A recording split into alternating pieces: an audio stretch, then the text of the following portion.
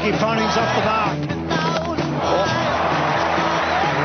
After handing back the Ashes last year, punted took it personally. The world's best batsman starting the year with twin tons against South Africa at the SCG. This is an extraordinary achievement. The runs flowed from his bat. He won the Allen Border Medal and ICC Player of the Year. Then peeled off more than 1,300 runs for the calendar year. The pinnacle, a glorious 196 in the first Ashes test. He's now sixth on the all-time list of test run scorers. Another Australian setting new test cricket batting records was a little more unlikely. Jason Gillespie. Sent in as night watchman against Bangladesh in April. Dizzy saw off the new ball, then batted and batted and batted. It's 4 runs, he's got 200! Oh, he's got 200! 574 minutes in all. He finished unbeaten on 201. The highest score ever by a night watchman. It got him a new bat deal, but he hasn't played for Australia since. And umpire Darryl Hare hasn't officiated in a match since he took a stand against Pakistan. They have come to the conclusion that they have lost confidence in Mr. Hare. After ordering the ball be replaced following suspicions it had been tampered with, the Pakistan team protested by refusing to return after the tea break. Hare pulled rank and called the game off, awarding it to England. A massive incident that will need full explanation. Hare had a mental melt by email. He offered to walk away from the game if given a $500,000 US payout. Not surprisingly, the ICC said no and removed him from their elite umpiring panel.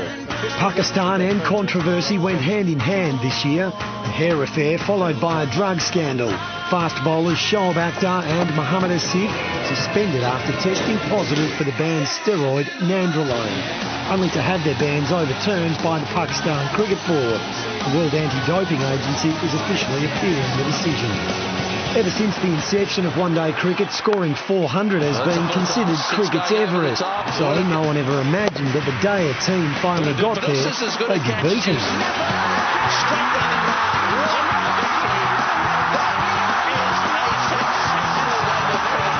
That's what happened to the Australians on their tour of South Africa. They made 4 for 434. The Proteas attacked from the onset and got there with a ball to spare. Sri Lanka beat the record in July.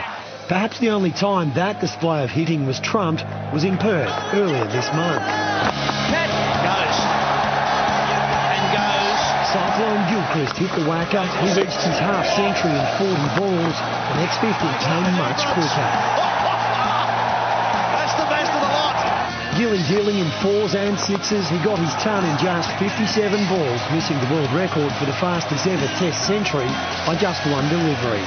Australia went into the summer having never won the Champions Trophy. They took care of that. It's a very commanding win by Australia here today. In a rain-affected final, Nathan Bracken blunted a savage opening onslaught from the West Indies. Shane Watson steered the Aussies to victory. He got good support from Damien Martin, who was our best player of the tournament and ultimately our most controversial.